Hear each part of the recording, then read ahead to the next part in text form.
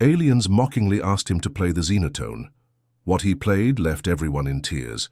Elias Cole bent over the polished floor of the Great Hall at the Elysium Academy of Advanced Arts, working the mop in slow, methodical circles.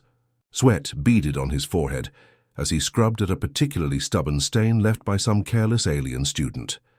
The prestigious institution on planet Luminina was the crown jewel of the Celestial Harmonic Empire, where the galaxy's elite sent their offspring to master the refined arts. And here he was, just another human caretaker, invisible, insignificant to attention. Elias straightened up, his broad shoulders stretching the worn fabric of his utility jumpsuit. The grey material was faded from countless washes, but still serviceable with its array of practical pockets and utility loops. He bent his numb hands, strong from years of manual labor, and wiped his forehead with his forearm. "Excuse me, maintenance. Worker," came a melodious voice dripping with disdain. "You missed a place." Elis turned to instructor Lania Naverth, the Academy's most celebrated maestro. Her snow-white hair frames her pale blue face in an impeccable core that accentuates her high cheekbones and almond-shaped eyes. Her fitted gown of midnight blue shimmered with every movement, its plunging neckline revealing the elegant curve of her collarbone, adorned with an intricate silver pendant. "My apologies, instructor," said Elias, lowering his eyes respectfully. "I'll take care of it right away." Lana's lips curled into a grin as she gestured to a group of female students gathered behind her. Each possessed the same ethereal beauty: pale blue skin, white hair styled in various elaborate arrangements, and flowing gowns that accentuated their willowy frames. "Class, note this specimen," Lanai announced, her holographic conductor's baton twirling between her slender fingers. "A human being. Their species is known for their tenacity, if not their refinement." Laughter rippled through the group of students. "Tell me, man," Lena continued, "do your people have any appreciation for true art? Or are you all as culturally stunted as the story suggests?" Elias kept his expression neutral, though his jaw tightened. "We have our own traditions, instructor." "How peculiar," Lenia replied, eliciting more giggles from her students. Her gaze drifted to the magnificent instrument that dominated the center of the hall, the Xenotone. The ancient instrument looked like a fusion of piano and pipe organ, its surface decorated with glowing symbols and intricate tubes that pulsed with soft tin light. It is said to be one of only 7 in existence, produced by the legendary artisans of the First Harmony. A mischievous glint appeared in Lana's eyes. "Perhaps you would care to demonstrate these traditions. The Xenotone is waiting." She gestured grandly at the instrument, "unless, of course, you fear embarrassment." The students exchanged glances, barely containing their amusement at the absurd suggestion. Everyone knew it took decades to master even the basics of the Xenotone. The idea of a human babysitter playing it was laughable. Elias looked at the instrument, then at the expectant faces of the aliens. He should walk away, continue his work, keep his head as he always did. Instead, he carefully placed his mop against the wall. "I would be honored, instructor," he said softly, wiping his hands on his jumpsuit. Lana's eyebrows rose in surprise, then settled in smug anticipation. "Anyway," she said, and stepped aside with an exaggerated bow, "enlighten us." The students have a half circle, their expressions ranging from amusement to pity. As Elias approached the Xenothon, he stood in front of it for a moment, studying the complex array of keys, tubes, and resonance chambers. Then he sat down, closed his eyes, and placed his rough-worked hands on the keys. For a heartbeat there was silence. Then music, pure, raw, and achingly beautiful, filled the hall. The melody began softly, like a question asked in the dark, then built with a power that seemed impossible from such gentle hands. It spoke of loss and longing, of dreams deferred and hopes renewed. It was Earth's rain on parched ground, a mother's lullaby, a lover's promise. Elias plays with his eyes closed, his body swaying slightly as the music flows through him. His fingers danced across the keys with impossible precision, overarching sounds of the Xenotone that even its creators could never have imagined. One by one, the smiles disappeared from the students' faces. Several brought their hands to their mouths in surprise. Tears began to well up in their eyes and overflowed to follow glistening paths down their blue cheeks. Even Lana stood transfixed, her baton hanging limply at her side, her expression one of utter disbelief. As the last note faded into silence, Elias opened his eyes. He stood up, gave a small bow, and walked back to his mop without a word. The hall remained frozen in stunned silence until one student, a slender figure with eyes like twilight stars, stepped forward. "Wait," she called, her voice barely above a whisper. "Please, who are you?" Elias paused and looked back over his shoulder. "Just the janitor," he replied with a slight smile. "I have floors to finish." As he resumed his work, he could feel their eyes upon him, no longer seeing through him but truly seeing him for the first time. And between those eyes remains the twilight gaze of the student who spoke, the longest of all. Anera Thalindra slipped through the service corridors of the academy, her heart pounding with every step. She discarded her formal academy dress for a simpler tunic that wouldn't draw attention.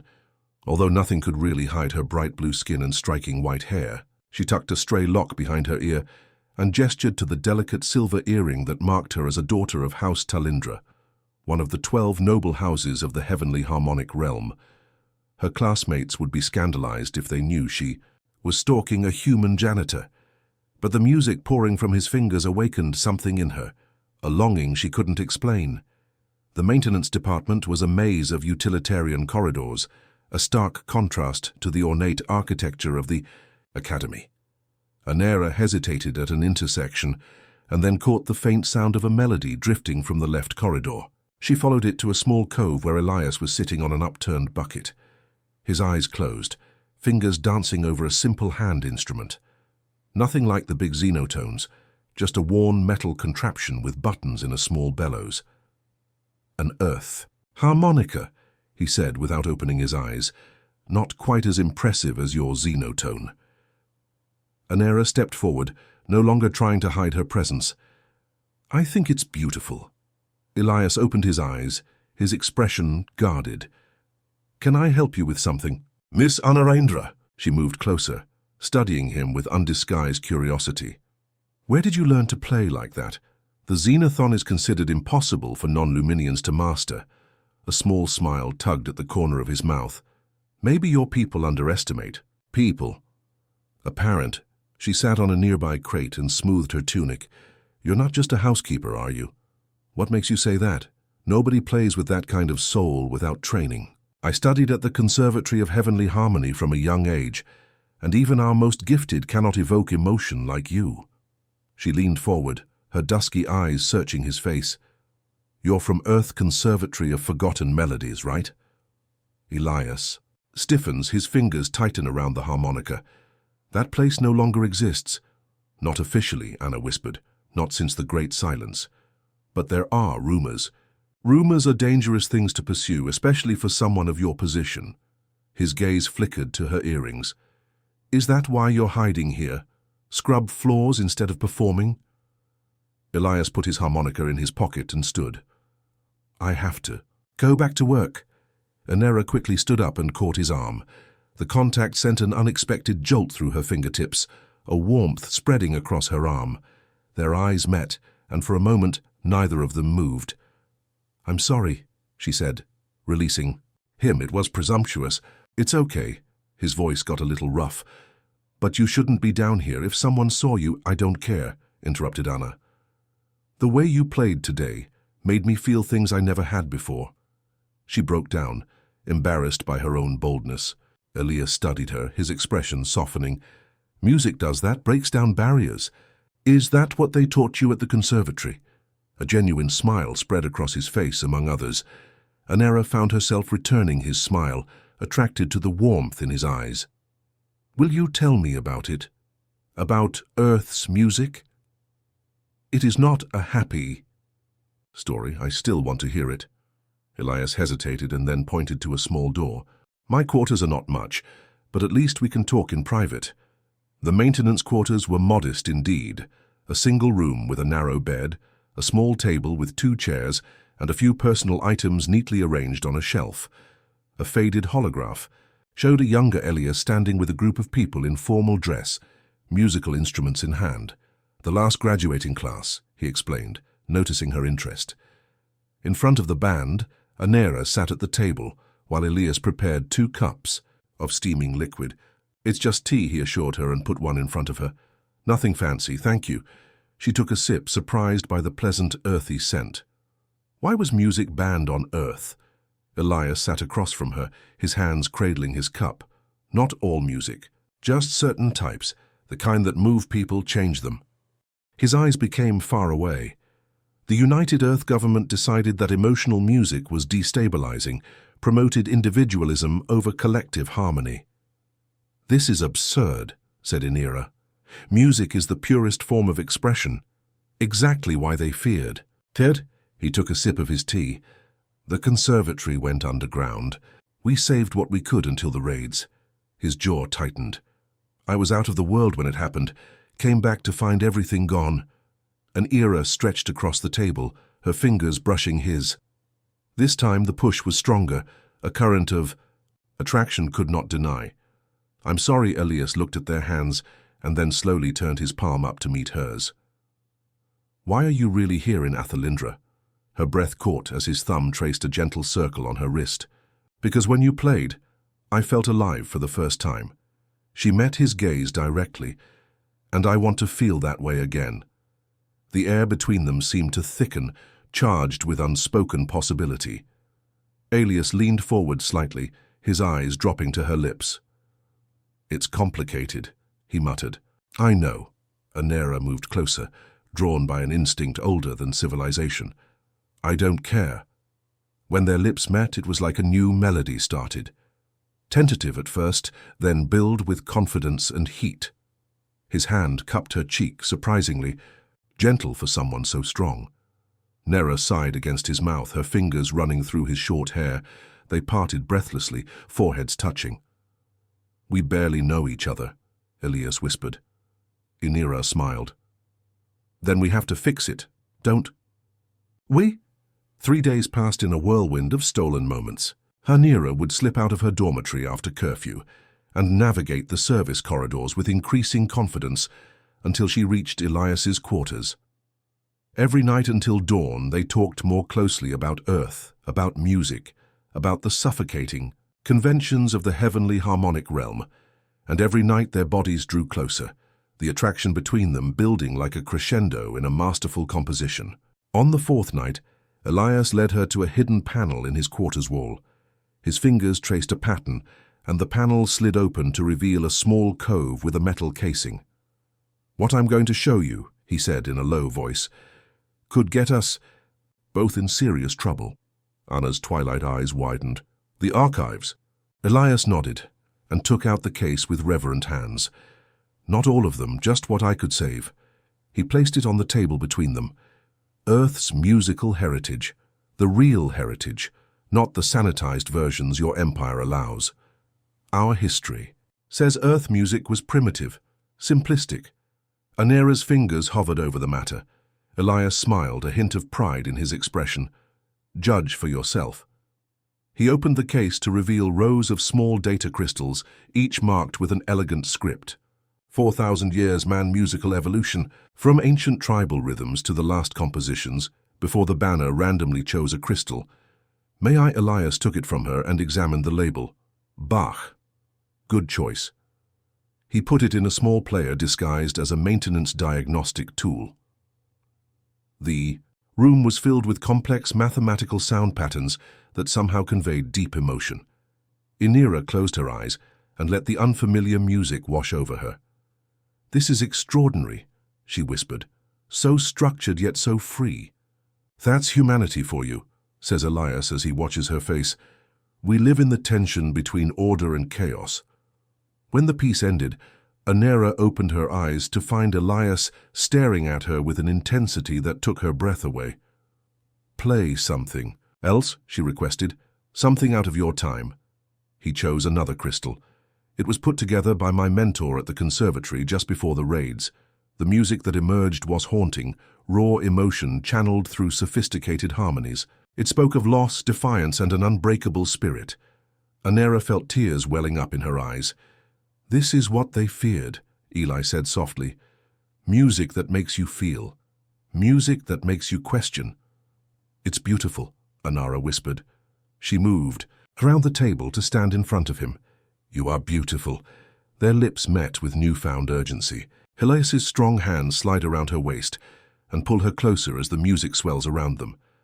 Anera's fingers trace the contours of his face, marveling at the warmth of his skin, so different from the cool touch of her own people. Anna, he murmured against her lips, we need to slow down. I don't want to slow down, she replied, her fingers working at the fasteners of his jumpsuit. I want to know you all. His hands caught hers gently. There are differences between our species. I know about human physiology, she interrupted with a small smile.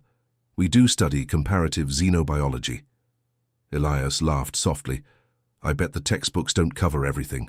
Teach me then, she challenged, her eyes darkening to the deep purple of a storm-laden sky. What followed was a discovery of similarities and differences, of unexpected delights and shared passion. Their bodies found harmony as naturally as their souls had, moving together to a rhythm as old as life itself. In those moments, the barriers between human and Luminian dissolved, connecting only two beings in the most original and perfect way. Afterwards, they lay entwined on Elias's narrow bed, her luminescent skin casting a soft glow over them both. It was a closer search for words. Yes. Elias agreed and pressed a kiss to her forehead. It was a comfortable silence that settled between them, only broken when Anara traced a pattern on his chest and asked, if these archives were discovered, what would happen? Elias's expression turned serious. Best case scenario, deportation for me. At worst, the Cultural Preservation Authority would make an example of us both. Anera propped herself up on one elbow. You are now implicated, he said softly. Fraternizing. With a cultural dissenter, exposure to unregulated artistic expression.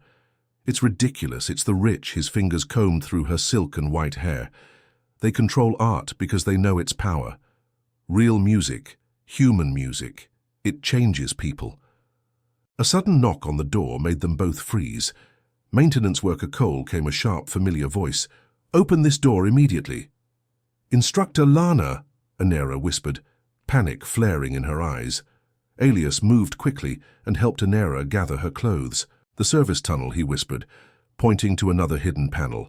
It leads to the east wing. What about you? I'll handle it. He kissed her quickly. Go now. Anera slips through the panel just like Elias, now dressed in his jumpsuit. The door opened to reveal Instructor Leah's commanding figure. Instructor, he said calmly, what can I do for you at this hour? Lenia's cold eyes scanned the room, nostrils flaring slightly. I know she was here. I can smell her house perfume. I don't know what you're talking about. Don't insult my intelligence, human. Leah walks into the room uninvited. Student Thelindra goes missing 3 nights in a row during evening meditation. Elias maintained his neutral expression. Perhaps she found a more productive use of her time. Lenina's eyes narrowed dangerously. I've been watching you since your little performance. A human caretaker does not play the Xenotone like that without training. Her gaze fell on the maintenance diagnostic tool still attached to the data crystal. What is this equipment check? Elias said smoothly. Standard procedure.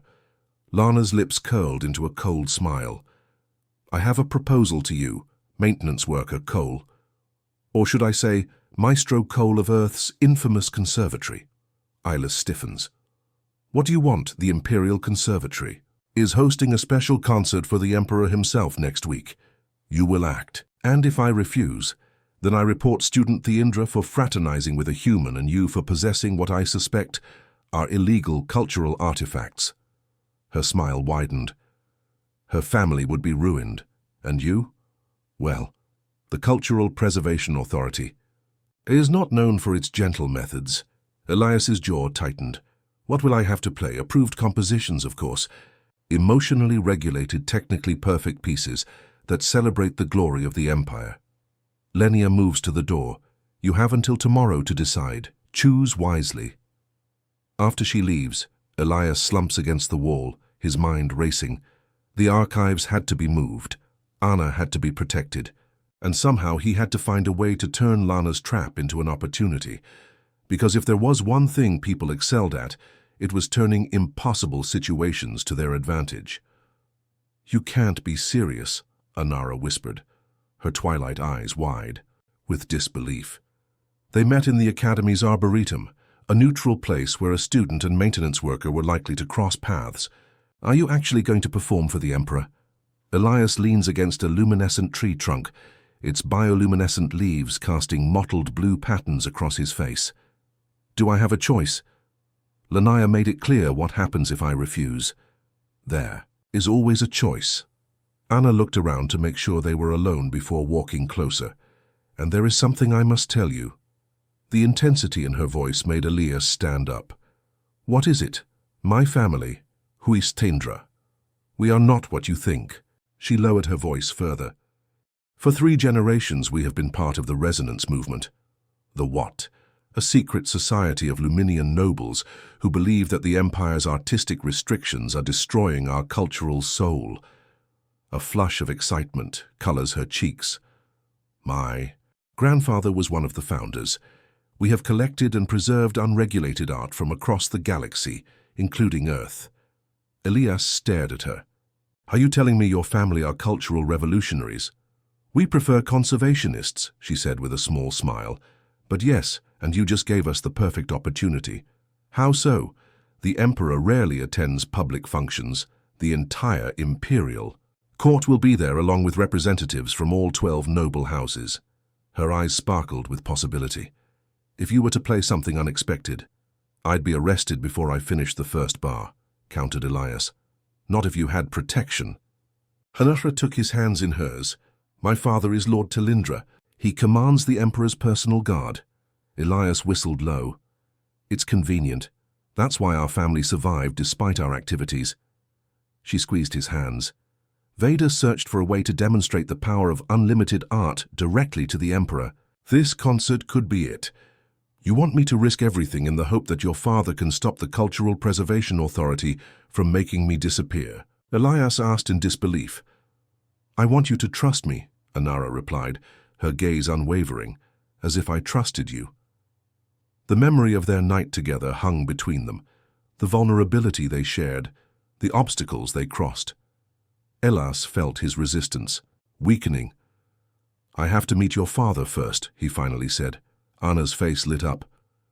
"Tonight I will arrange it." The private chambers of Headmaster Valerian Nix were opulent, even by Imperial standards. Rare artifacts from a dozen worlds adorned. The walls and a small Xenotone more elegant than themes stood in one angle. Lord Talindra was a commanding presence taller than most Luminians, with the same dusky eyes as his daughter, but hair that had faded from white to silver. He wore the distinctive midnight blue uniform of the Imperial Guard, adorned with glowing insignia of rank, so he said, appraising Elias with a penetrating look. "You are the person who made my daughter cry with music." "Father," Anera protested.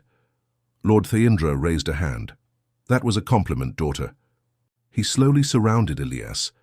"Headmaster Nix told me about your performance. Quite extraordinary by all accounts." The headmaster, a learned Luminian with kind eyes, nodded. "I saw it from the gallery. In 30 years of musical education, I have never heard the Xenotone played with such feeling." "That is precisely the problem," said Elias. "Your empire has systematically stripped emotion from music. You turned art into math." Instead of being offended, Lordra smiled. "Direct. I appreciate that in a person." He gestured to a decanter. "Drink." As they settled down with glasses of shimmering blue liquid, Lord Talindra explained the resonance movement's true purpose. The Empire was not always like this. He said, 3 centuries ago, during the Harmonic Purge, the Cultural Preservation Authority began to restrict artistic expression. They claimed emotional art led to social instability. The same justification that Earth's government used, Ias noted. "Indeed, we believe it is no accident." The Lord's expression darkened. "The CPA has agents on every major world, including Earth. Their mission is to suppress art that evokes strong emotion." "But why?" Principal Nix leans forward. Because true art inspires change, questions authority, challenges the status quo. And Emperor Valthorn is a staunch traditionalist, Lord Thalindra added. He believes regulated art maintains social harmony. So what exactly are you suggesting? Elias asked. A demonstration, Lord Thalindra simply said. Play something at the concert that will break through centuries of conditioning. Show the Emperor and his court what they missed. And if it backfires, I have contingencies in place. The Lord's trust was absolute. My guards are loyal to me first, the Empire second. I will need access to the Xenotone before the performance. Time to prepare. Arranged, the headmaster said. Starting tomorrow, you will be officially transferred from maintenance to my personal staff. Instructor Lana will not be able to interfere. And the archives, Elias asked. Already secured, Lord Thalindra assured him. Anra brought them to me this afternoon.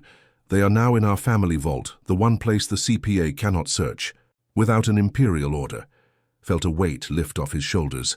He looked at Anara, who was watching him with a mixture of hope and affection that made his heart pound. One last thing, Lord Thalindra said, his tone changing. Your relationship with my daughter, Anna strained. Father is unconventional, the Lord continued, but not without precedent. Humans and Luminians are compatible enough despite certain biological differences.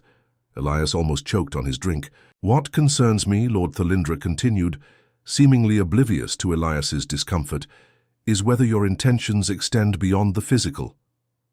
Father, Anara called out, her skin a deeper blue. Elias put down his glass and met the Lord's gaze, directly. Sir, with all due respect, what I feel for your daughter transcends physical attraction. When I play music, I express what cannot be said in words, and when I am with an era, I feel the same way, as if I am part of something bigger than myself. The room fell silent. Then, unexpectedly, Lord Thalindra laughed, a warm, sincere sound. Well said, Maestro Cole. He slapped Elias on the shoulder. Now let's discuss how you will change the Empire with one action. As they discussed strategy late into the night, Elias felt Anara's hand find his under the table, their fingers intertwined, human warmth meeting Luminian coolness in perfect harmony.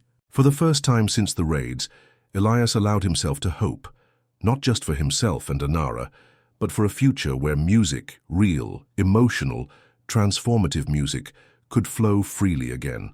3 days before the Imperial concert, Elias entered the Academy's grand performance hall for his scheduled practice session. The massive space designed to amplify and perfect each note was empty except for the Xenotone on the central platform. Principal Nix arranged for these private sessions to ensure Elias could prepare without interference. As he approached the instrument, something felt wrong. The Xenotone's usual soft cyan glow seemed dimmer, its tubes pulsing with an irregular rhythm. Elias pressed his hands over the console, frowning. He pressed a key experimentally. The sound that emerged was flat, lifeless, nothing like the rich tones he had coaxed from it before. He tried another key, then a sequence. Every note came out technically correct, but emotionally empty, as if the soul had been stripped from the instrument. Sabotage, he muttered, dropping to his knees to examine the Xenotone's underside. The access panel was carefully replaced, but Elias's trained eye caught the slight misalignment. Someone tampered with the internal mechanisms. I thought you might discover my little adjustment. Elias spun around to find Instructor Lana standing in the shadows of the hall's entrance, her holographic baton between her fingers. What did you do? He asked, standing up. Lana slid forward, her movements graceful yet predatory. I simply restored the Xenotone to its proper function. The emotional resonance chambers have been neutralized. Her smile was cold. The instrument will now produce only approved harmonics, mathematically perfect, emotionally sterile. You can't do that, I already have. She circled the Xenotone and trailed her fingers along its surface. Did you really think the Cultural Preservation Authority would allow a person to corrupt our most sacred art form? We've been watching you since you arrived on Lumina. Elias's mind was racing. You knew who I was all along. Of course, Elias Cole, former prodigy of Earth's Conservatory of Forgotten Melodies, one of the few that escapes our purge. Her eyes narrowed. We watched your movements and waited for you to lead us to others. There is no other, Elias lied flatly. I am the last. Lana laughs, the sound like breaking glass. Your loyalty is admirable if misplaced, but it doesn't matter now. In 3 days you will perform with this instrument for the Emperor. You will play approved compositions that demonstrate the mathematical precision of our musical tradition, and you will fail to move anyone to tears. She leaned closer, her voice dropping to a whisper. And when you have proven that human music is nothing special, the Emperor will authorize a final sweep of the earth. The last vestiges of your primitive emotional art will be eradicated forever. Elias kept his composure, though anger burned within him. And if I refuse to act, then I reveal everything. Your archives, your relationship with student Theindra, and Lord Theindra's involvement in the seductive resonance movement. Her smile widened. I have evidence that will completely destroy. How's Theindra? You are bluffing. Lana produced a small holographic projector. The image that appeared showed Elias and Anira in an intimate embrace in his quarters. The CPA has eyes everywhere. Maestro Hole. Elias's hands balled into fists. What do you want from me? Exactly what I always wanted. Proof that human music is inferior. Play the concert. Failure to move the audience, confirming what we've always known. She disabled the projector. Or watch everyone you care about suffer. With that, she turned and slid out of the hall, leaving Elias alone with the sabotage Xenotone. They were watching me the whole time, Elias told Anara later that evening. They met in a secluded corner of the Academy's library, surrounded by ancient music texts that few students ever consulted. Leah is a CPA. Anna's face paled to a lighter blue and sabotaged the Xenotone. She removed the emotional resonance chambers. Elias ran a hand through his hair in frustration. Without them, it's just a fancy calculator. It can produce notes, but not music. Can it be repaired? Not in 3 days, and not without specialized knowledge of Luminian tools, which I don't have. Anera bit her lip and thought, my father may know someone. No, interrupted Elias. We cannot dare to involve more people. The CPA is watching too closely. He took her hands in his. Leah has evidence of us together. She threatens to expose your family's involvement in the resonance movement. Leave her, said Anira fiercely. We've hidden long enough. Elias smiled at her courage. That's not how it works. If your family falls, the movement falls with it. We need another solution. They sat in silence for a moment, the weight of their predicament pressing down on them. Then Anara's eyes widened. What if you don't need the Xenotone at all? Elias frowned. What do you mean the ancient texts speak of a time before instruments, when Luminians used their voices to create harmony? Her eyes sparkled with excitement. What if you sang, I'm not a singer, an era, but you are a musician? The voice was mankind's first instrument, wasn't it? Elias considered it. Even if I could sing well enough, it wouldn't have the same impact. As the Xenotone. The concert hall is designed for instrumental resonance. Then we changed the venue. Anira squeezed his hands. The Garden of Echoes, that's where the Emperor always goes to formal concerts. A private retreat where he reflects on what he has heard. The acoustics are said to be perfect for vocal performance. How would we even gain access? Leave it to me. Anna's dusky eyes shine with determination. My father not only commands the Imperial Guard, he schedules their rotations. Later that evening, in the privacy of Anna's rooms within the noble student wing, they found comfort in each other's arms. Their love affairs had a new urgency, a defiance, against the forces trying to keep them apart. Human and luminic physiology created interesting challenges and unexpected pleasures. Differences they explored with increasing familiarity and deepening affection. Afterwards, as they lay together, Anera traced the contours of Elias's face. I was thinking about what Lanaya said about the CPA's final sweep of the earth. It was a threat, nothing more, Elias muttered, though uncertainty tinged his voice. What if it wasn't? Anera propped herself up on one elbow. What if the conservatory wasn't destroyed? What if they just went deeper underground? Elias stared at her. What do you say? The CPA wouldn't be so determined to discredit you if they weren't afraid of something. Her eyes sought his. What if there are others, the music that sends her survivors through a possibility of Elias? Hope he suppressed for a long time, I put them in danger. Or it can turn her head. His chest lay, never considering a third option, that he might find a way to turn her sabotage into an advantage, because that's what people did best. They adapted. They improvised. They turned limitations into opportunities, and in 3 days he would show the entire Celestial Harmonics Empire exactly what human music could do. The night before the Imperial concert, Elias could not sleep. He sat on the edge of his bed and turned a small metal object in his hands, a harmonica, one of the few possessions he had brought from Earth. He spent the day modifying it with components salvaged from the Academy's maintenance shop, creating a crude amplification system that could work in the Garden of Echo. A soft knock on his door startled him. At this hour it could only be an era, even though they agreed that it was too dangerous to meet. But when he opened the door, he found himself facing an elderly Luminian male he had never seen before. The stranger's skin was a pale, washed-out blue, his white hair thinning, and he leaned heavily on an ornate cane. "Maestro Cole," said the old stranger in a hushed voice, "may I go in quickly, please?" Against his better judgment, Elias stepped aside. The elderly Luminian shuffled in, his movements betraying age but his eyes sharp and alert. "Who are you?" asked Elias when the door was closed. "My name is Thalon Vex." The old alien carefully lowered himself into Elias's only chair. "I was once first maestro of the Imperial Conservatory. Now I'm officially dead, executed for sedition 20 years ago." Elias stared at him. "How quick?" "Lord Thaendra arranged my execution. And new identity." Thalon's eyes twinkled. "The resonance movement has deeper roots than the CPA suspects. Because tomorrow you can maestro here, the floor.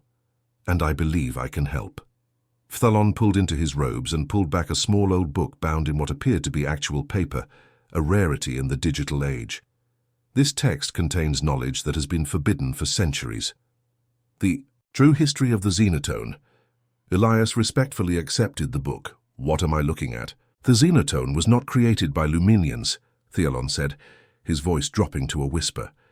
"It was brought to our world by humans almost 1,000 years ago." "It's impossible," Elias breathed. "Humans only achieved interstellar travel 3 centuries ago." "The official history says so," Thalon corrected.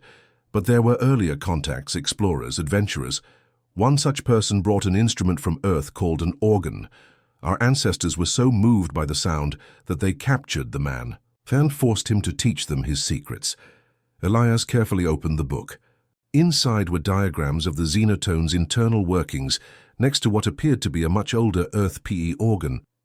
"Over generations, our scientists have modified the design and added resonance rooms to amplify its emotional impact," Thalon continued. "But as the Empire became more controlling, they added restrictions, dampers that limited the instrument's full expressive range." La didn't sabotage the Xenotone, Elias realized. She just activated the existing dampers to their maximum setting. "Exactly," Thalon smiled. "But what the CPA doesn't know is that the original human design included a bypass system, a way to access the instrument's true voice." A knock on the door interrupted them. "Elas," the guy said, but my guest said. Elas opens the door to find Anara, her eyes wide to see Thalon. "You're alive. Come in, kid. I found a scroll of hers, just where you said it would be." Elias' document on the table. "This is a treatise on pre-instrumental Luminian vocal techniques. Before the Xenotone, we humans use their voices to create complex harmonies. The human connection goes deeper than we thought." Phelan added, "First contact with Earth wasn't just technological exchange. It was cultural, human, and Luminian vocal traditions merging, creating something new." Elias studied both documents, his mind racing. "So, the Xenotone is not just based on a human instrument. It was designed to replicate the harmonies our species created together, and the CPA has spent centuries trying to erase that history." Thalon confirmed they fear the power of our united artistic expression. Anera moved to Elias's side, her hand finding his. "It changes everything. This gives us options," Elias agreed. "If I can activate the bypass during tomorrow's performance, you will need it." Thalon fashioned a small tool from his clothes. "It is connected to the original human frequencies." Place it against the third resonance chamber during your performance. And if that fails, Anira added, we still have the garden of Echo as our backup plan. Elias looked between them, overwhelmed by their support and the weight of what they were trying. It's beyond music now. We're challenging centuries of cultural oppression. That's always been the point, Thalen said softly. Art is not only beauty, it is truth. And the truth is revolutionary. As the night deepened, they refined their plans. Thorn would attend the concert as part of Headmaster Nix's entourage. Anera will ensure that the Garden of Echo is prepared should they need their contingency, and Elias will attempt something no musician has attempted in ages, to unleash the Xenotone's full, limitless voice. When Thalon finally left, Anera stayed behind. In the quiet of Elias's neighborhoods, their connection deepened beyond physical attraction. Their bodies found a rhythm as natural and perfect as music itself. Human and luminic physiology create a harmony that transcends their differences. In those intimate moments, they embodied the unity that their music wanted to express. Two different species to find perfect resonance together. Afterwards, as they lay together, Anera traced the contours of Elias's face with gentle fingers. Whatever happens tomorrow, she whispered, we have already won something precious. How so? Elias asked, taking her hand and pressing a kiss to her palm. We rediscovered what both of our people tried to forget. That humans and Luminians once created something beautiful together.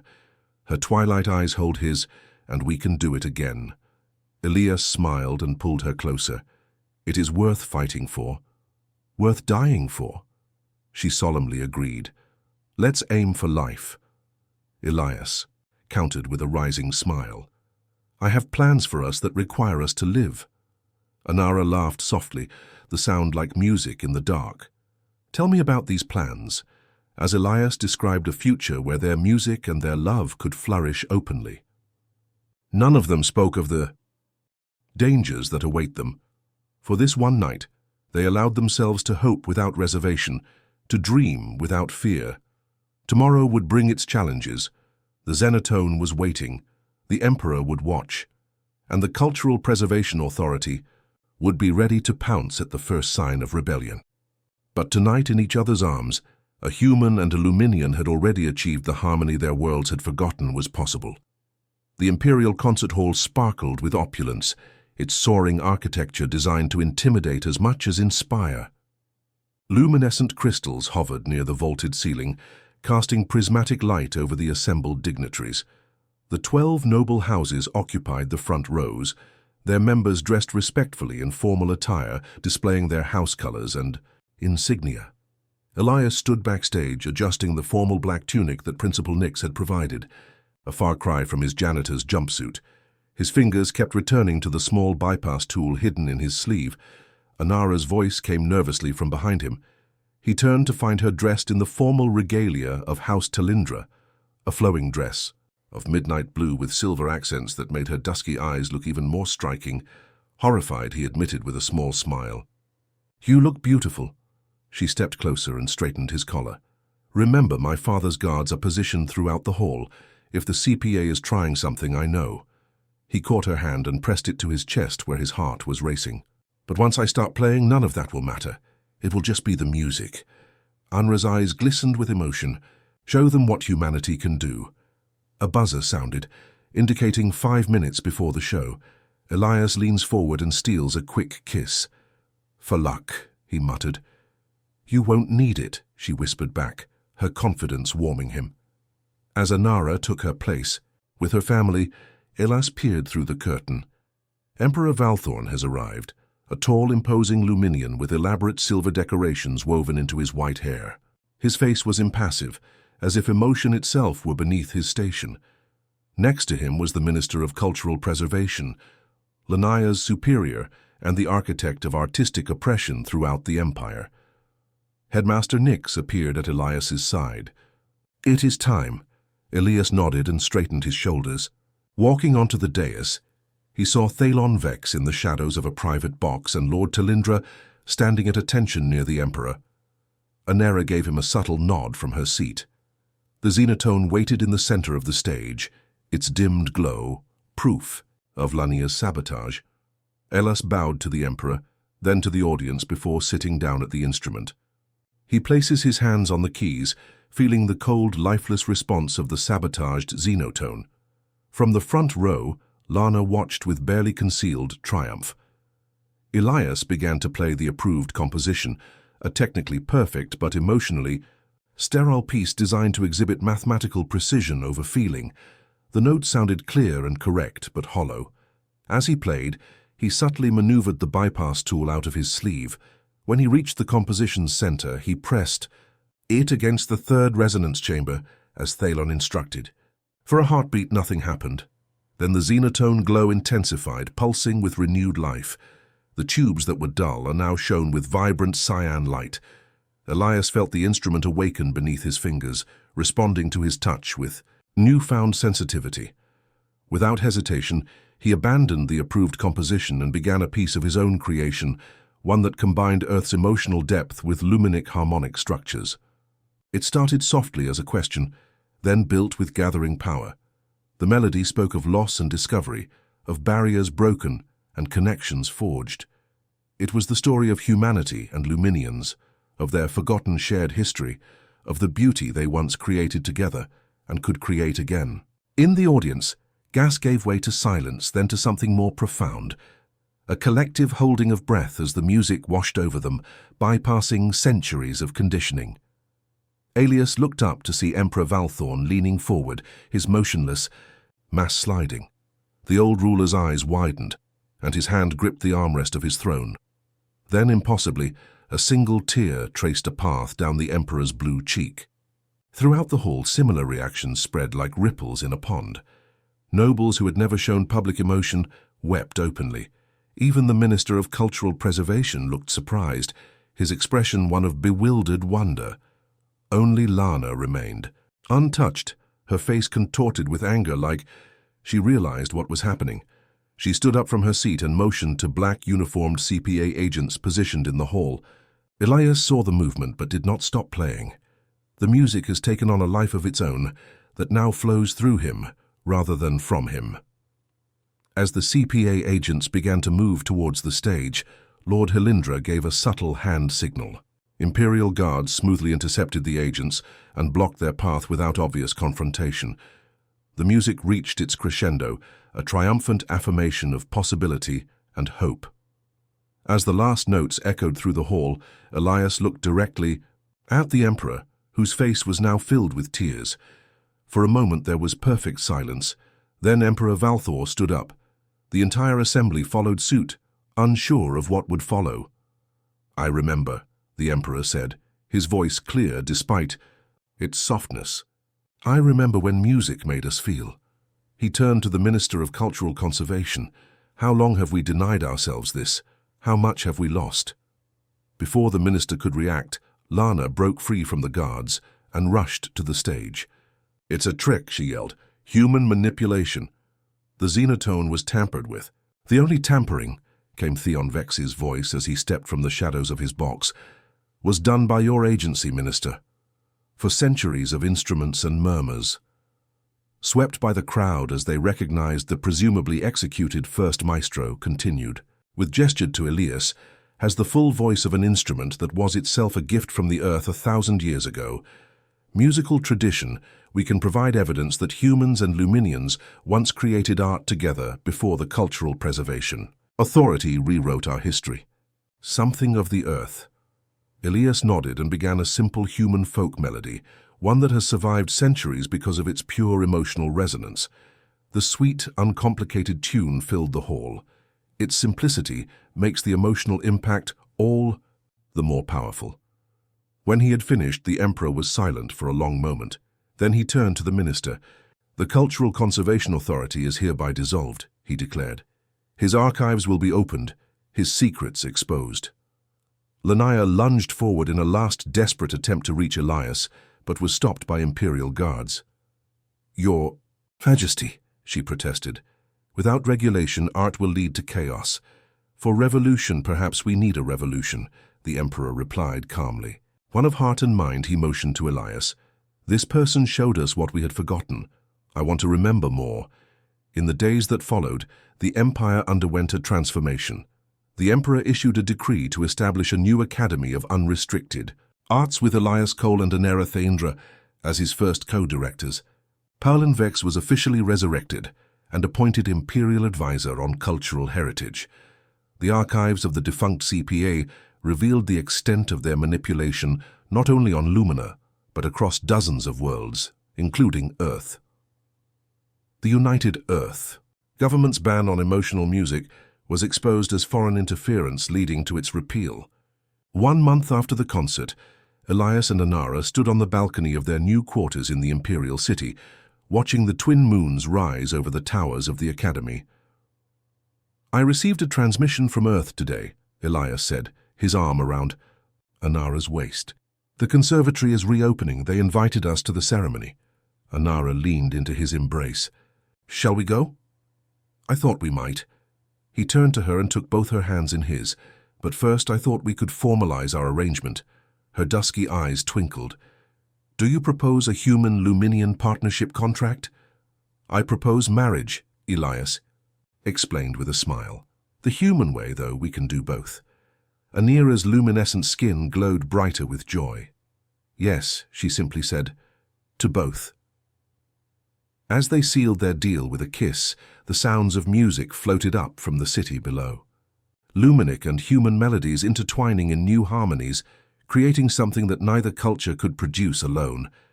It was Elias who thought of the most beautiful music, and now begins another beautiful story. Her alien opening was too tight and sealed shut. Only one person managed to open it. The alien factory on Proxima B12 hummed with mechanical efficiency, a stark contrast to the chaos of emotions brewing inside Derek Howard.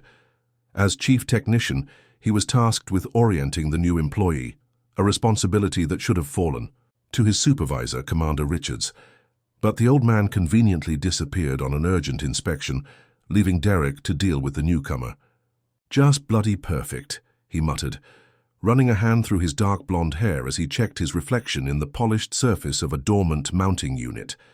His worn work pants and faded t-shirt weren't exactly the professional image the company probably wanted to project, but they would have to. The factory doors hissed open and Derek turned, prepared to give the standard welcome speech he had rehearsed. The words died in his throat. Standing in the entrance was the most captivating stranger. "Are you sure?" he asked the last time. "I've never been so sure of anything," she whispered. What followed was a revelation to them both. Where others found an impenetrable barrier, Derek discovered a response that seemed almost miraculous. When their bodies came together, Ma's eyes widened in shock and wonder. "Derek," she gasped, her fingers digging into his shoulders. "How?" "Shh," he murmured against her neck. "Just feel and feel." They did. The connection between them transcended the physical and became something neither of them had experienced before. When Mila cried out, her body arched under his. Derek felt as if they had discovered something deep together, a secret written in the language of touch and trust. Afterwards, as they lay entwined in his sheets, Ma's head resting on his chest, Derek traced patterns on her shoulder, marveling at how her skin seemed to glisten in the dim light. "So," he said, a smile in his voice, "not defective after all." Mila laughed softly, the sound vibrating against his chest. Apparently not. She propped herself up on an elbow, her gold-lined eyes serious. "Derek, what happened between us? It's not just physical. In my world, that means something." "It means something to me too," he said, tucking a strand of orange hair behind her ear. "I don't know exactly what, but I want to find out." She smiled, relief evident in her expression. "Well." As they drifted off to sleep, wrapped in each other's arms, Derek couldn't shake the feeling that something significant had shifted. Not just for them, but maybe for something bigger than themselves. Whatever it was, he was sure of one thing. His life on this remote colony just got infinitely more interesting. Derek's alarm went off at 500, rousing him from a deep sleep. Beside him, Mother stirs, her orange hair speckling his pillow like a fiery halo. The events of the night before came flooding back and brought a smile to his face. "Tomorrow," he murmured, and pressed a kiss to her shoulder. Mother's eyes fluttered open, golden streaks catching the faint light. Is it time yet? Unfortunately, Derek stretched, enjoying the way her gaze tracked his movements.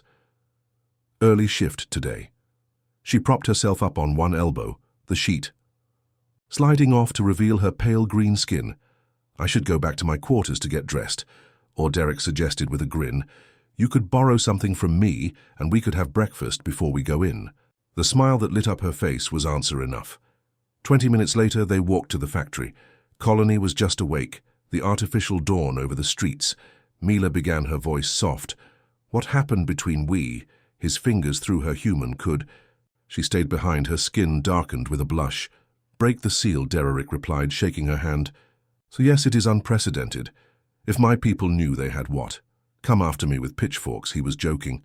But her expression remains serious. They may see it as a threat to our genetic purity, she admitted, but that is not what concerns me now. What worries you? Mila stopped walking and turned to face him. That I have never felt like this before. That in one night you made me question everything I thought I knew about compatibility and connection. Derek felt a warmth spread through his chest that had nothing to do with the rising temperature of the colony's diurnal cycle. I feel it too, he said simply. Their moment was interrupted by the shrill wail of an alarm. They both turned towards the factory where red emergency lights now pulsed against the pre-dawn sky. Derek muttered and started running with Mom. Close behind, they arrived to find chaos. Workers of various species were rushing about, some evacuating, others heading for the source of the alarm.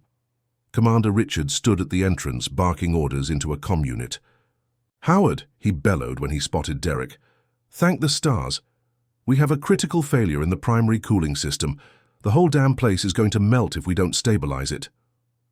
What happened? Asked Derek, who had already moved to the engineering bay. No idea. 1 minute everything is fine. Next thing, the system's rejecting all commands, ignoring. Richard's eyes narrowed as he spotted Mila. Tauren, right? You're with the Xenotech division. Yes, sir, she replied sharply. Okay, go with Howard. Your species can tolerate higher radiation levels than humans. Can come in handy. As they raced through the factory, Derek's mind raced. The coolant system was state-of-the-art with multiple redundancies. A total failure should not be possible unless sabotage, he muttered as they reached the engineering bay. What? Mila asked, keeping track. This is not a malfunction. Someone crashed the system on purpose. The engineering bay was deserted. The other technicians had evacuated. Derek moved to the main console, fingers flying over the controls. Damn it, he growled. The whole system is shut down. Someone uploaded a virus that overrides the security protocols. Mila leaned over his shoulder, her breath warm against his ear. Can you get around that? Not from here. We have to manually reset the coolant pumps. He pointed to a sealed door across the bay. Through it, but the radiation levels. I'll go, Mila said immediately. My species can handle it. Derek shook his head. Not alone. I know the system better than anyone. Derek, it could kill you. And if that coolant system fails, it will kill everyone in the colony. He met her eyes, saw the fear there. We go together. Quick in, quick out. They started the available radiation, suits designed for emergency use only, not for prolonged exposure, and entered the coolant chamber. The heat hit them immediately, even through the protective gear. There, Derek pointed to a panel on the far wall. We have to start the emergency. Flush sequence manually. They worked in tandem, Derek calling out instructions while Mom's more nimble fingers manipulated the controls. Sweat poured down his face inside the helmet, and he could see Ma's skin taking on a darker color. A stress reaction, he guessed. Almost there, he encouraged. Just have to. A sudden explosion rocked the room, sending them both sprawling. Derek's helmet clattered to the floor, the faceplate cobwebbed with fractures. Derek, Mila cried, climbing to his side. I'm okay, he gasped, though the searing pain in his lungs suggested otherwise. Complete the sequence. Through blurred vision he watched as she returned to the panel, her movements precise despite the chaos around them. Another explosion shook the room, but she kept her focus, fingers dancing over the controls. Got it, she finally shouted. Systems repair. Derek tried to stand but found that his legs wouldn't cooperate. The radiation. He was exposed when his helmet cracked. Myla was at his side in an instant, supporting his weight. "Stay with me," she urged, her voice tight with fear. "We're getting out of here." As consciousness began to slip away, Derrick had one clear thought. Whoever did this is not going to get away with it. Not if he had anything to say about it. And he had quite a lot to say. Derrick drifted in and out of consciousness, vaguely, aware that he was being carried through the factory corridors. Mother's voice reached him through a haze of pain, her words urgent but unclear. The medbay's harsh lighting assaulted his eyes as they finally arrived, causing a groan. "Stay with me," Myla pleaded, her face hovering above his as medics transferred him to an examination table. The colony's chief medical officer, Dr. Parker, appeared at his side, scanner in hand. "Radiation poisoning," he confirmed grimly. "Seriously, we need to start decontamination immediately." Derrick tried to speak, but his throat burned. Mila squeezed his hand, her skin unusually warm against his. "You'll be okay," she whispered, though the fear in her wide golden eyes belied her confident tone. Dr. Parker pulled Mom aside, their quiet conversation barely reaching Derrick's ears. "Standard treatments will not be enough. Damage too great. There may be another way." Derrick watched through the fog of pain as Myla argued with the doctor, her orange hair practically bristling with intensity. Finally, Dr. Parker threw up his hands in apparent surrender. "Okay, try your method, but I'm monitoring everything, and if his condition worsens, we'll do it my way." The doctor retreated, leaving Myla alone with Derrick. She approached the bed, her expression a mixture of determination and vulnerability. "Derrick," she said softly, "I have to tell you something important.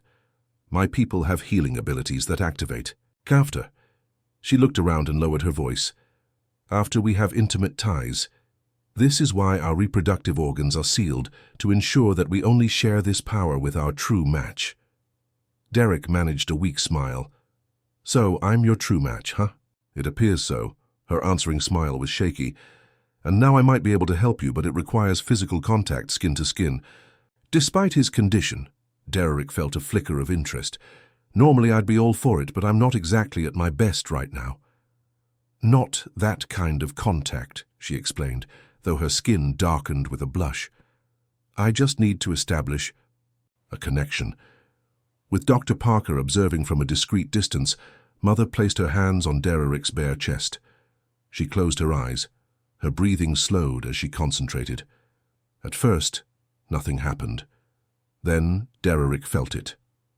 A gentle warmth spread from her palms into his body, calming the burning sensation in his lungs and the pounding in his head. He began to whisper.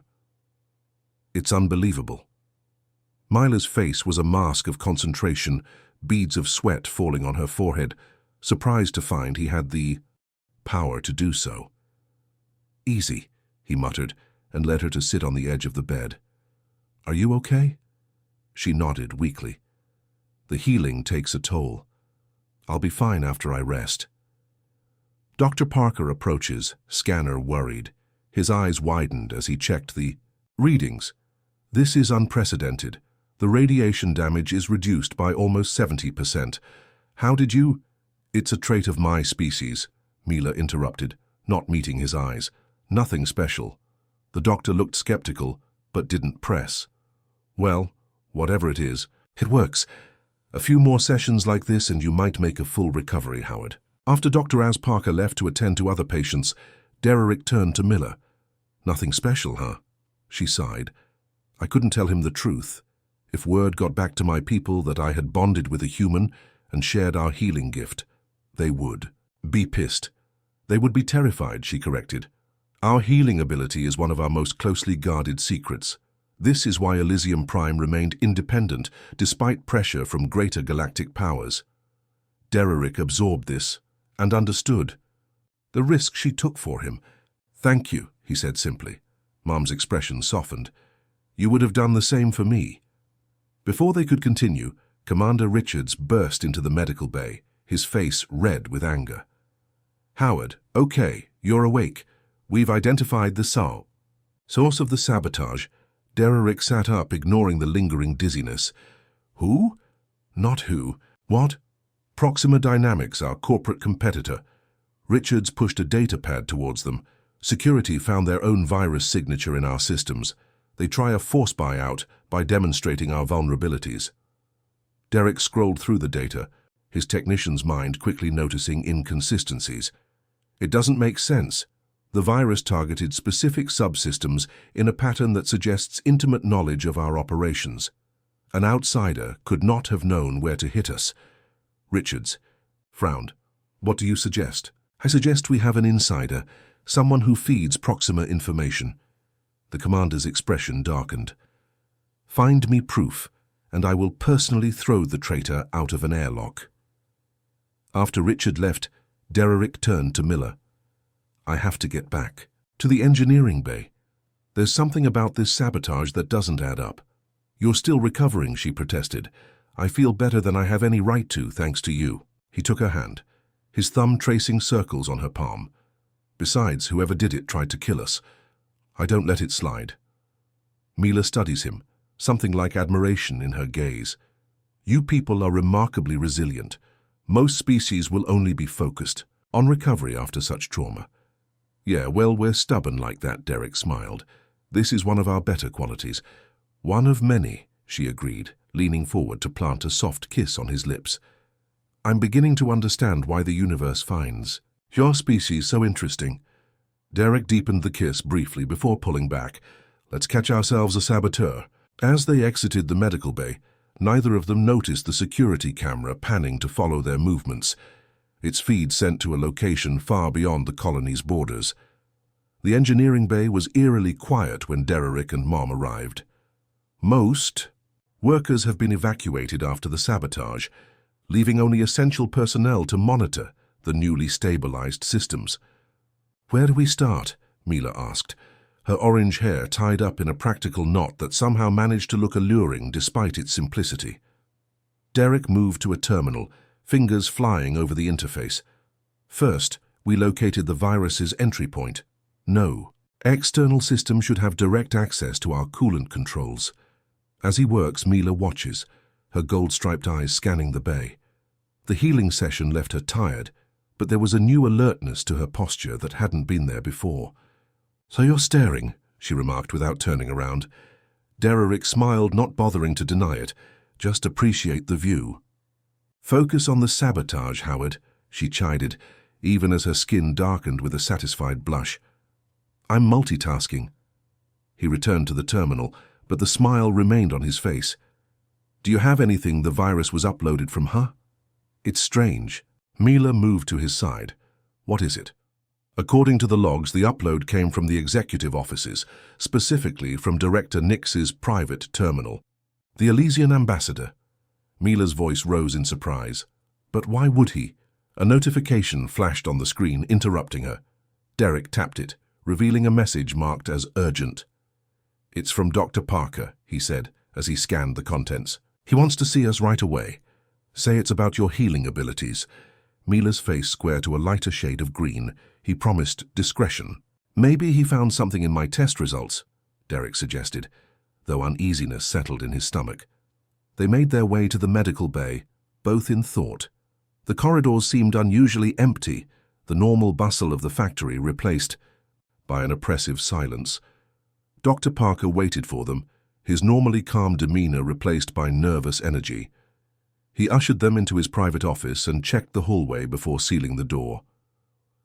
I made a discovery, he said without preamble. When I analyzed your blood work, Howard, I found something extraordinary.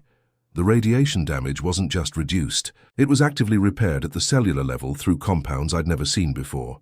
This is the cure, Miller confirmed cautiously. Yes, but it's more than it. Parker brought up a holographic display showing microscopic images of what Derek assumed were his blood cells.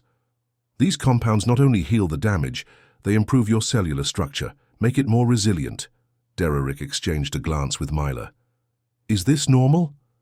No, she whispered, looking stunned. The cure is supposed to restore, not improve.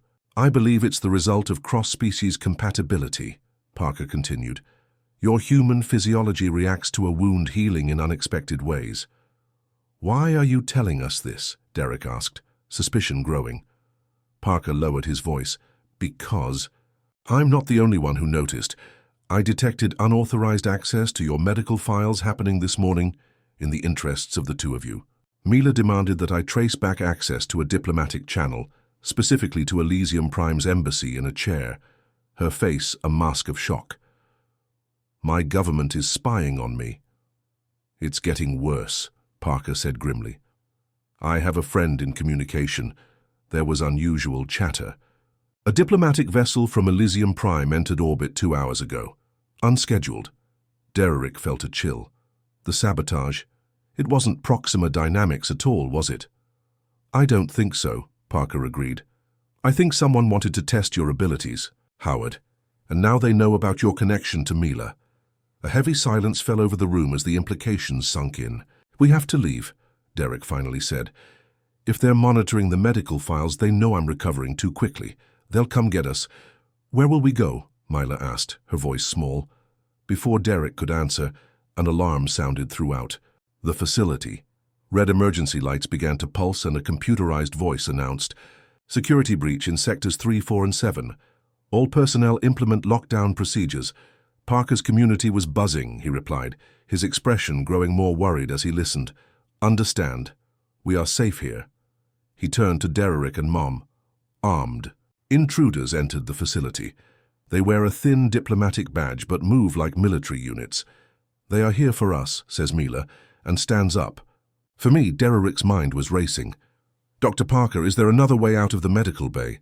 "Service corridor through the storeroom. This leads to the maintenance tunnels." "Well, we take it." Derek grabbed Mom's hand. "Doc, if anyone asks, you were never here parking done. Go now." They slipped through the storeroom and into the narrow service corridor beyond. The maintenance tunnels were dimly lit and smelled of lubricant and metal, but they provided cover as they moved away from the medical. "Why would my government do this?" Mila whispered as they navigated the maze-like corridors. "What are they so afraid of?" Derek stopped at an intersection and checked for signs of pursuit. "Your healing ability? You said it's a closely guarded secret, right? Maybe they're worried about what happens if it mixes with human biology. But to sabotage an entire factory, to risk lives." She shook her head, orange hair swaying. "It doesn't make sense. Unless they're terrified of what we represent." Derek met her eyes. "If I can't, think about it might open her eyes." "Elysian male could. What does that mean to you, species?" "Genetic purity." Mom's eyes widen with realization. "It means we are compatible, that humans and Elysians could breed," Derek suggested, "or at least form connections your leaders never expected." A noise from behind them cut the conversation short. Footsteps, multiple sets, moving with purpose. "They're in the tunnels," Dererick whispered, pulling Mom into a side passage. "We need to find a way out of the facility." As they pushed deeper into the maintenance network, Dererick couldn't shake the feeling that they were hurt. Each turn seemed to lead them further from the facility's exits and closer to his heart. Whatever game Elysium Prime was playing, he was determined not to be a pawn in it. Not when Mom's safety and perhaps the future of human-Elysian relationships hung in the balance. The maintenance tunnels narrowed as Dererick and Ma pushed deeper into the facility's infrastructure. The distant sounds of pursuit echoed behind them, growing neither nearer nor farther away, as if their hunters were content to simply keep them moving. "We're being rushed," Derek muttered as he stopped at a junction to catch his breath. Mila nodded. Woman he had ever seen. Her skin was a smooth, pale green that seemed to glow under the harsh industrial lighting. From her head falls a thick mane of vibrant orange hair framing fine features and plump lips. But it was her eyes that really arrested him.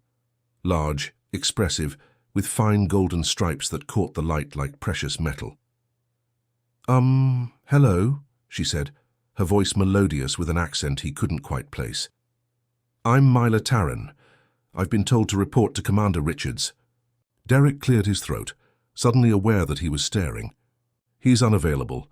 I'm Derek Howard, Chief Technician. I'll show you around today." Her semi-transparent uniform, standard issue for Proxima technicians, made it difficult to maintain her eye. "Oh, that's fine," she replied. a shy smile playing over her lips. "I heard the human technicians are quite skilled." Derek couldn't be sure, but he felt a warmth spread through his chest. "We'll manage," he says with a smile. So Militaran from Elysium Prime she provided.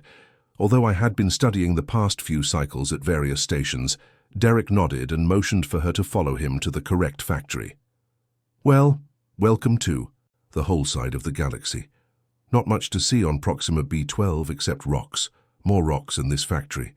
As they walked between rows of robot assemblers, Derek found himself stealing glances at her. The way she moved was almost hypnotic, graceful, yet slightly hesitant, as if she was constantly assessing her surroundings. "Is that why you're here?"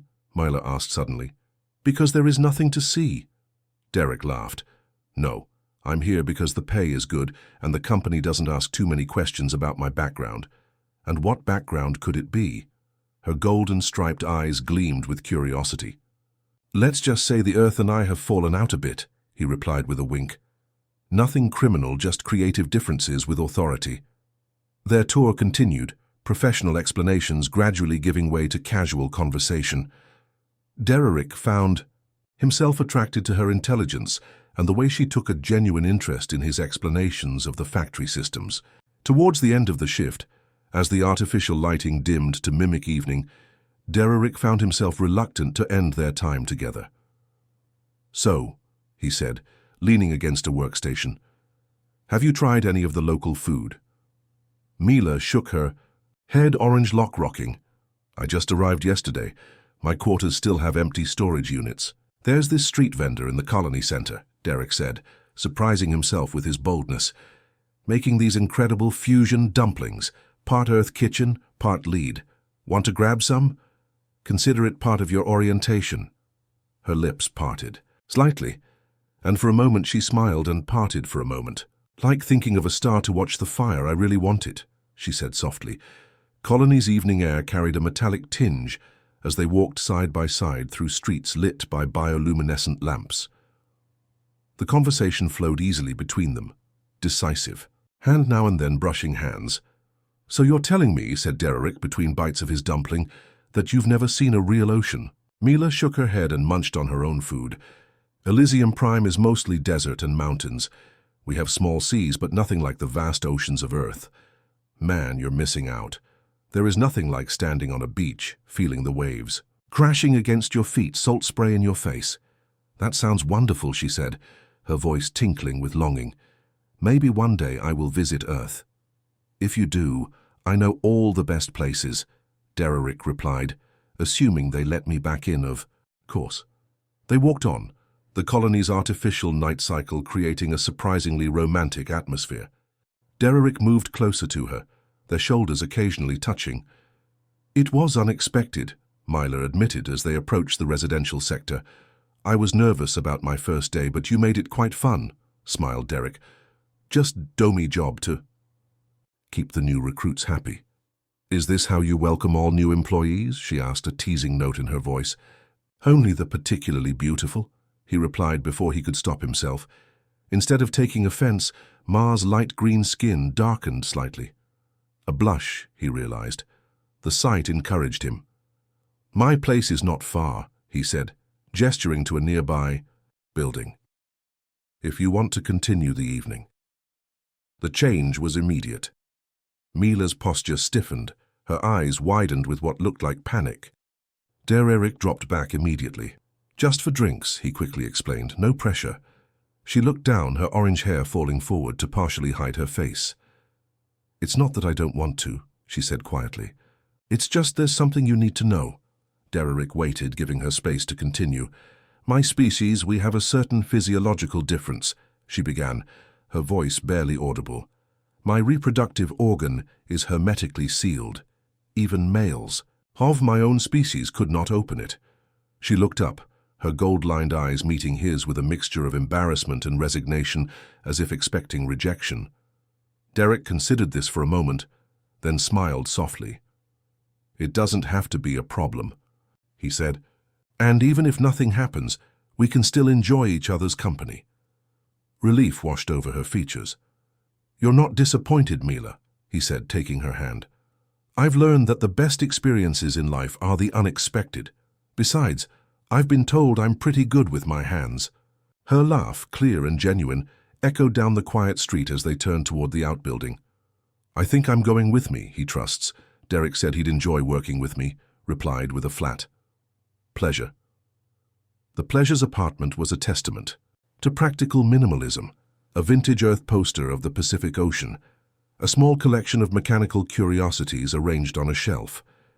"It's not much," said Derek as he led Ma inside, "but it's home." "I like it," she replied, her golden, elongated eyes taking in every detail. "It feels honest." Derek smiled, appreciating her perception. "Drink. I have some brown whiskey and a decent Centurion wine." "Wine, please," said Mila, tentatively sitting on the edge of his couch.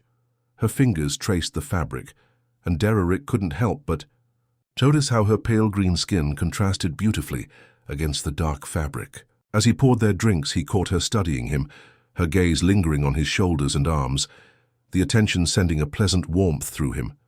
"So," he said, gave her a glass and sat down next to her, close, but not crowded. "Tell me more about this physiological difference of yours. If you're comfortable, that is." Mila took a sip of wine, her plump lips leaving a slight sheen on the glass. "On Elysium first, females of my species are born with a protective membrane that seals our reproductive organ until," she hesitated, "until we find a compatible mate." "Compatible how?" asked Derek, genuinely curious. "It's partly biological and partly," she was looking for the word, "spiritual. Our bodies only respond to those with whom we share a deep connection. Without that connection, the membrane remains sealed." Derek nodded thoughtfully. "And none have been compatible so far." Mila's orange hair fell forward as she shook her head. "I've had relationships, but none progressed to that level of intimacy. Some males of my species considered this a personal failure." Her voice grew quieter. "One even suggested I was flawed." "That's bullshit," said Derek firmly, his hand finding hers. "There is nothing wrong with you." Her skin darkened again with that beautiful blush. "Thank you." They talked for hours, the wine loosening their inhibitions. Derek learned about her childhood on Elysium Prime, her passion for xenobiology, and her dreams of exploring the galaxy. In turn, he shared stories of Earth's oceans, his troubled relationship with his military father, and his eventual escape to the stars.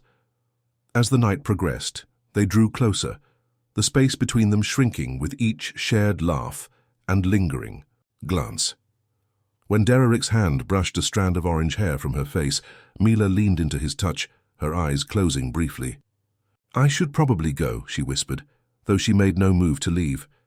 "You can stay," Derek suggested, his voice low. "No expectations, just enjoying your company." Mila's eyes met his vulnerability and desire, mixing in their golden depths. "I enjoy yours too."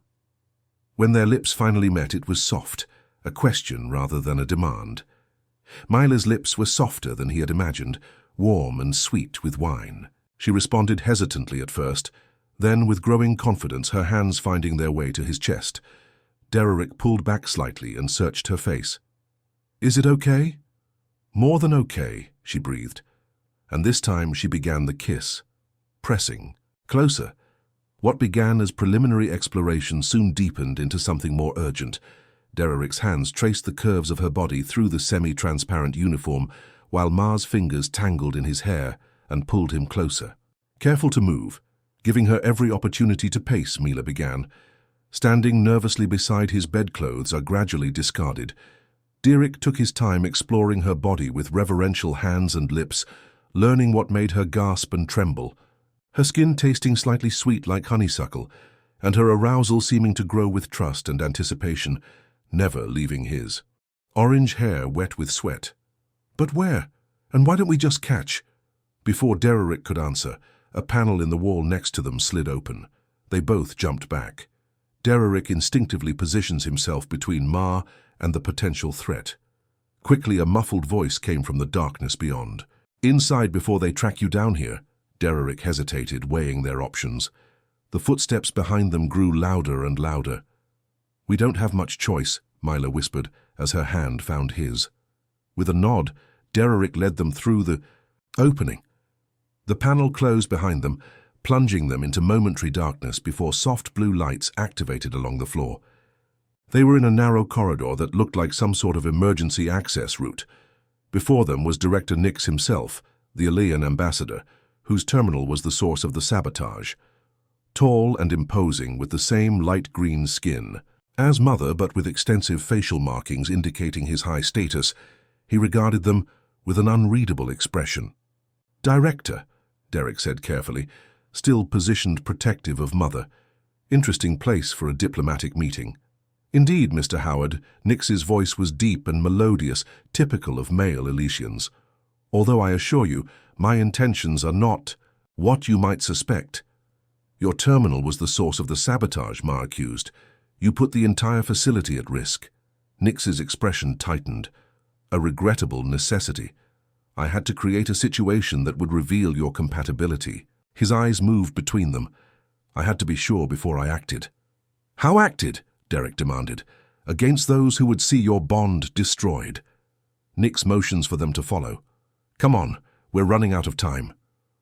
Reluctantly, they followed the ambassador. Through the hidden passage, Derrick stayed awake, ready to protect Mom if it turned out to be a trap, but something in Nix's demeanor indicated real urgency rather than deception. The corridor opened into a small, secure communications center, hidden within the facility's walls. Several screens displayed security feeds from across the complex, showing armed allies methodically searching each sector.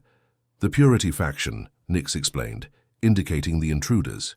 "Extremists within our government who believe contact with other species, especially humans, threaten our genetic legacy." "And you are not one of them?" Derrick asked skeptically. "I was," Nix admitted, "until I saw the data." He activated a holographic display showing complex genetic sequences.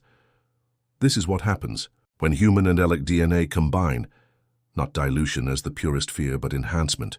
Mila stepped forward and studied the screen. "These are theoretical offspring projections based on your genetic profiles." "Yes." Nix nodded. "The sealed reproductive organs of Elysian females evolved to ensure genetic compatibility. The fact that you, Mr. Howard, was able to gain access to Mila, indicating a compatibility that we scientists believed was impossible." Derrick felt heat rise to his face. "How the hell do you know about that?"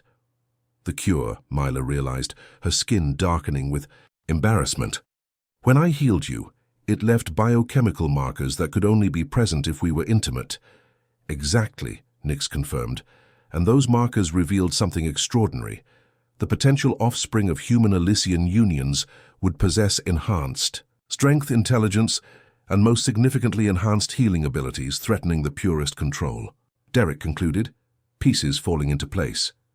"If humans and Elysians can produce superior offspring, then the purists lose their claim that isolation preserves our strength." Nix done. They plan to eliminate all human colonies in this sector, using fabricated evidence of human aggression as justification. Mom panted. "It is indeed genocide, and your bond provided the perfect opportunity to accelerate their plans." Nix tapped a check and brought up intercepted communications. "They sent a fleet. The attack starts with this facility and then expands to all human settlements within range." Derrick felt a cold determination come over him. "How do we stop them?" "We're exposing them," Nix said simply. "I have gathered evidence of their plans, but I must convey it to both the Alien High Council and the Human Alliance simultaneously. The communication must come from an official channel to be taken seriously."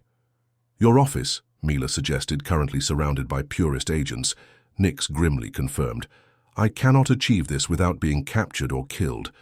Derrick studied the security feeds. His enhanced mind. A gift from Mom's healing, processing information faster than ever before. "There is a way," he finally said. "But it's risky as hell." "I'm listening," Nix said. Derrick outlined his plan. Using his knowledge of the facility systems, they were able to create a series of distractions to draw the purists away from Nix's office. Meanwhile, Derrick would use the maintenance tunnels to access the environmental controls, which would create a localized atmospheric change that would incapacitate the aliens without harming humans. Aliens are sensitive to nitrogen level, he explained. A 10% increase in the office sector will disorient them without causing permanent damage. How do you know that? Mila asked in surprise. Dererick smiled. I read the xenobiology manual when I was bored on night shift. Also, I noticed how you get a giggle when we pass the nitrogen processing plant. Mila's skin darkened with a blush. I thought you just had that effect on me. Oh, I certainly do, he replied with a wink. But the nitrogen helps. Nyx cleared her throat. The plan may work, but the atmospheric controls require command-level authorization. Leave it to me, Dererick said confidently. I've been bypassing security systems since I was a teenager. This is partly why Earth and I had our disagreement. As they finalized the details, Dererick pulled Ma aside. It's dangerous, he said softly. If something happens to me, she silenced him with a kiss, fierce and possessive. Nothing will happen to you, she insisted when they parted. We've come too far for that. The intensity in her golden-streaked eyes stirred something primal in Dererick. Despite the danger, despite the armed aliens that hunted them, he found himself responding to her touch, her smell. When it's over, he promised, his voice low. We're taking a really long vacation somewhere with a beach. I've yet to show you Earth's oceans. I'll hold you to that, she whispered, her fingers tracing the line of his jaw. And maybe we can continue our compatibility studies, Dererick smiled. For science, of course. For science. She agreed with a smile that promised much more. Their moment was interrupted by Nyx. It's time, he announced. The purist commander reports to his superiors. We have a short window to act. With a final squeeze of Ma's hand, Dererick moved towards the exit panel. Whatever happened next, he was determined to protect not only Mila, but the future their union represented. A future where people and aliens could find strength together rather than apart. As he entered the interview tunnel, he couldn't help but smile at the irony. Who would have thought that his ability to open one sealed Elysian opening could be the key to opening relationships between their entire species? Dererick crawls through the maintenance shaft, sweat beading on his forehead as he navigates the narrow space. The environmental control connector was just ahead, its indicator lights blinking in the dark. Behind him, the sounds of purist forces echoed through the facility. They came closer. Almost there, he muttered to himself and reached the access panel. His fingers worked quickly, bypassing the security protocols with practiced ease. The nitrogen control system appeared on the small screen, and Dererick entered the commands to raise levels in the administrative sector. When he finished, his comm unit vibrated. Dererick, Mila's voice was strained. The distraction is in place. Nyx is moving to his office now. Nitrogen levels are rising, Dererick confirmed. Tell him he has about 3 minutes before the purists start feeling the effects. Be careful, she added softly. I've grown quite fond of you, you know. Despite the danger, Dererick smiled. The feelings are mutual. See you at the meeting point. He disconnected and started heading towards their meeting place. The plan was simple. Once Nyx transferred the evidence, they would all meet at the emergency shuttle and escape before reinforcements arrived. As Dererick emerged from the maintenance tunnel into a service corridor, he nearly collided with 2 purist soldiers. Their eyes widen in recognition. It is clear that his description was circulated. "Human!" one shouted, reaching for his weapon. Dererick didn't hesitate. Thanks to Ma's healing and the subsequent improvements to his physiology, he moved faster than the aliens expected. He ducked under the first soldier's arm and delivered a precise attack to the nerve cluster at the base of his neck.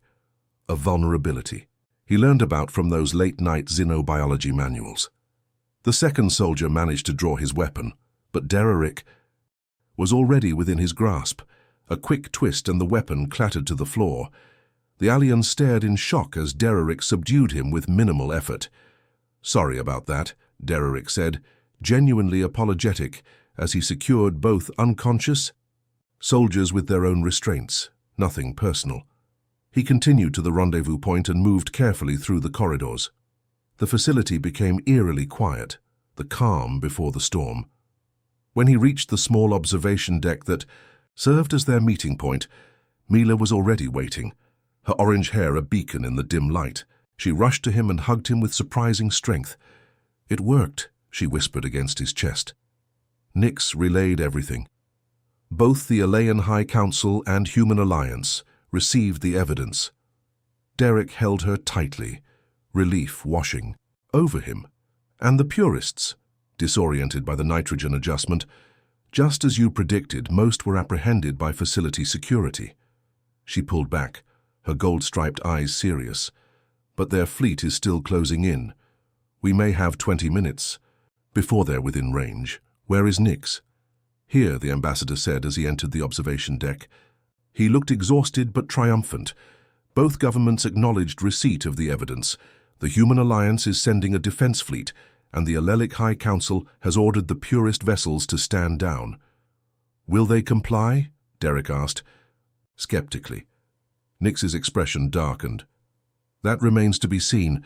The purist commander is fanatical, as if on cue the facility's communication system activated. A stern Elysian face appeared on all screens. Commander Thax of the Purist Forces. Attention Proxima B12 facility. His voice boomed. This is your final warning. Surrender, human, Derek Howard or the Traditor. Destruction or the Traditor. Obey. Derek watches with Mar and Nix. So much for conceding. They're desperate, Nix said grimly. If they can take you both out before reinforcements arrive, they can claim the evidence was fabricated. Derek moved to the observation window and looked up at the sky. In the distance he could see the faint glimmer of approaching vessels, the purist fleet preparing to attack. We need more time, he muttered thoughtfully. An idea struck him, daring, perhaps even foolish, but potentially effective. He turned to Nix. The facility has a subspace transmitter, right? One that can broadcast to both fleets. Yes, in the communications center, Nix confirmed. But what do you need to make a statement? Derek interrupted. Something the purists can't ignore, or the transmitter can't ignore. Ignore, or the transmitter.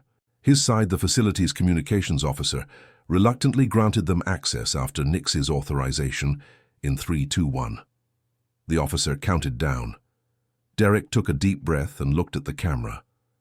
This is Derek Howard, human technician at Proxima B12, addressing both the approaching alien purist fleet and all allied forces. The claims made by Commander Thax and the purist faction are false. There is no human aggression against Elysium. Prime. He reached for Mila's hand and intertwined their fingers. What the purists really fear is this cooperation between our species. My relationship with Mila Tuaran proved that humans and Elysians are compatible in ways previously thought impossible. It does not threaten our genetic purity, but the purist. Control through fear and isolation. Mom steps forward. I am living proof that the sealed reproductive system of Elysian females can respond to a compatible mate, regardless of species. It is not a defect or pollution.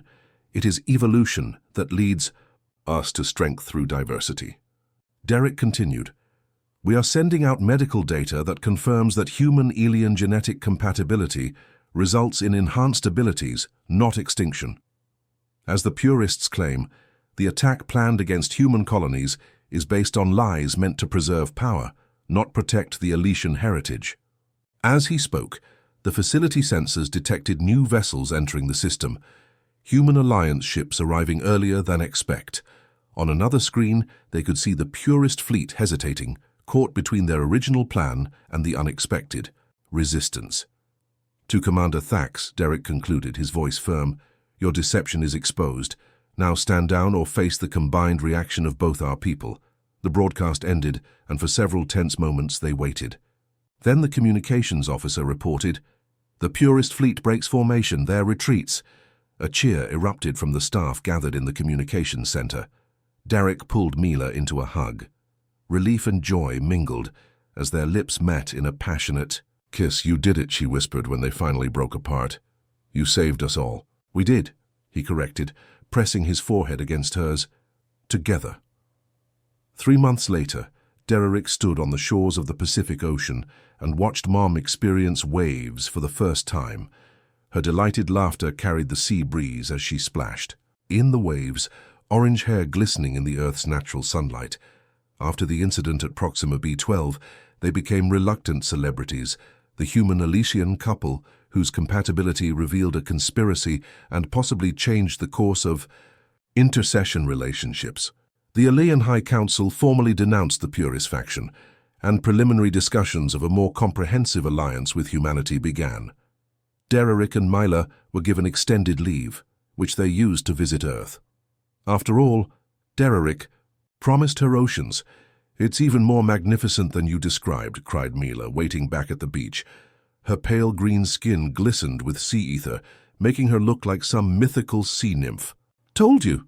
Dereric smiled as she wrapped a towel around her shoulders as she reached him. "Earth has its charms." "Indeed," she agreed, pressing a kiss to his lips. "Though I love one Earthling in particular." They sat down on the sand and watched the sunset paint the horizon in brilliant oranges and pinks. Myla rested her head on Derek's shoulder, a contented sigh escaping her. "The Allegian Science Council wants us to participate in their compatibility research program," she said, after a comfortable silence. "They are fascinated by the improvements your body has developed through the fact that I have developed after my healing." "Could," Dereric teased, earning a playful smack. "That too," she admitted, her skin darkening with a blush, "although I made it clear that specific aspect of our compatibility is not available for scientific observation." Dereric laughed and pulled her closer. "Well, something must remain private. The Council is also interested in the possibility of human children," she continued, her voice taking on a more serious tone. "Theoretically, our genetic profile suggests that this is possible. Is this something you want?" Dereric asked cautiously. "One day? I mean..." Myla looked up at him, golden streaks in her eyes catching the fading sunlight. "With you?" "Yes, but maybe. Not right away. We still have a lot to learn about each other. Like the fact that you snore when you sleep on your back," he suggested innocently. "I don't," she protested, and then stopped. "Do I adorable," he assured her, kissing the top of her head. "It's cute." They fall silent again and watch the first stars appear in the dark sky. Somewhere above, human and Elysian diplomats work to forge a new alliance, inspired in part by their unexpected bond. "Who would have thought," Derek mused, "that it all started because you had a sealed opening that only I could open?" Myla laughs, the sound mixing with the rhythm of the waves. "The universe works in mysterious ways." "Indeed," agreed Dereric, pulling her into a kiss that promised many more nights of discovery.